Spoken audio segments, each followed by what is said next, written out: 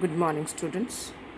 Today I, Padmaja Behra, has come with another writing skills, that is invitation, and class 11 students. Please pay attention because this is new for you. It is a 4-marker question for the boards. So let's proceed to the next slide. Let's first understand what is an invitation.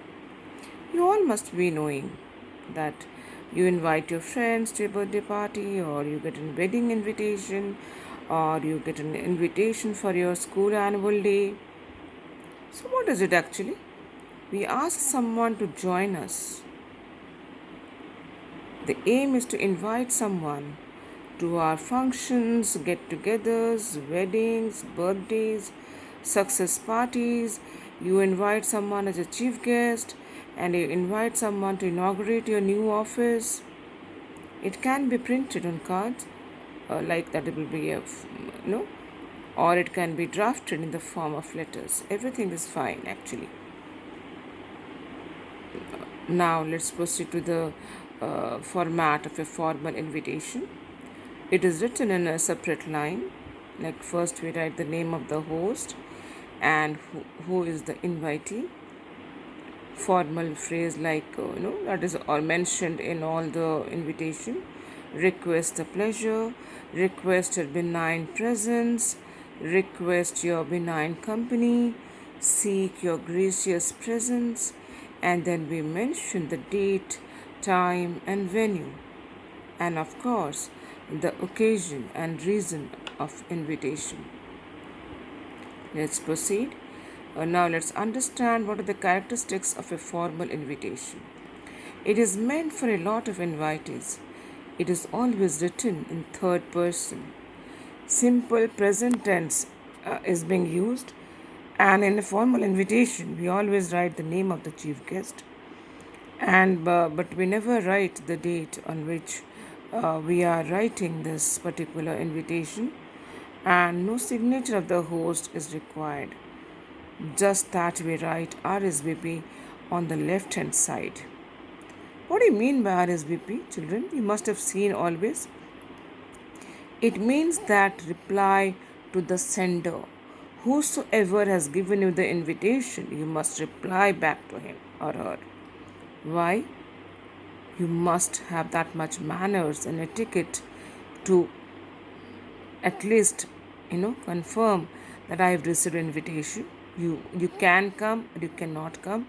That also can be said. And we should not exceed 50 words. It is a 4-marker question. It is always kept inside a box.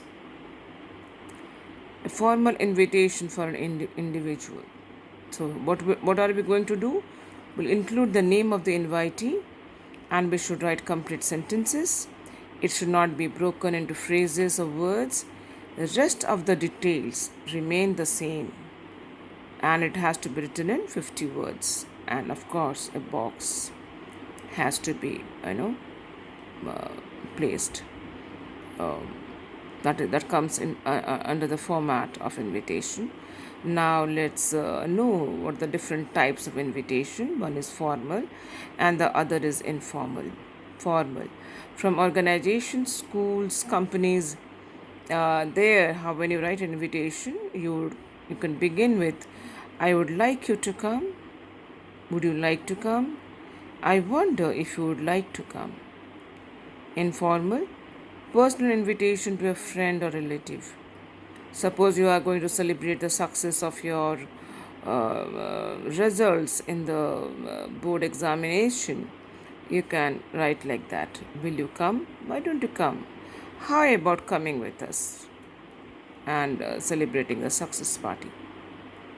Now look at the main characteristics. It's a complete information. It answers questions like who, whom, when, where, what time, and for what. And the components are the occasion. What occasion? Is a success party or it is a birthday party? Name of the invitees has to be there.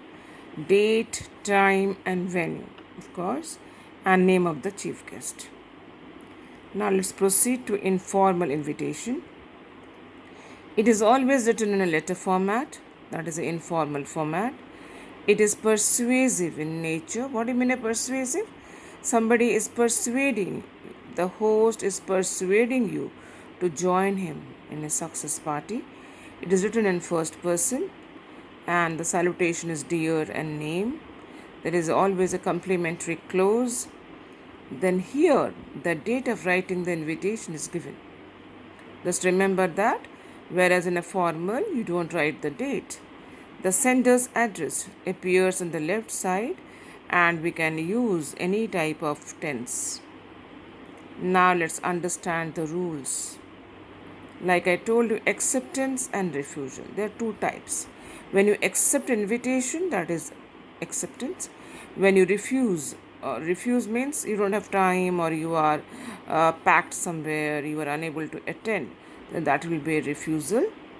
So in formal invitation, we follow a set formula, like we use formal words, kind invitation, great pleasure, and then refusal may we regret. Use third person instead of first person, and address of the writer and the date also has to be given here. Let's proceed further. Now this is informal acceptance and refusal. It is just like an ordinary letter and we do not use any formal expressions. We always use informal expressions, right? Use first person, I, we. Just children, please go through this thoroughly, right? Now I hope you must have understood how to write an invitation. It can be acceptance, it can be formal, it can be informal, it can be refusal. You got it? And we can try to solve a few questions. I'll be sharing with you a PDF where few of the questions have been solved. Now here a question is given. You are a student of Agra Public School. The school is holding its annual function on this at 11 a.m. The HRD minister has given its consent to be the chief guest. Design an invitation card to be sent to the parents and other invitees. This will be in the form of a card, likha hua hai na, invitation card, and we should not exceed 50 words. I hope you'll certainly try, and any doubt you can certainly come up to me, and I will be very forever ready to help you out. Thank you, children.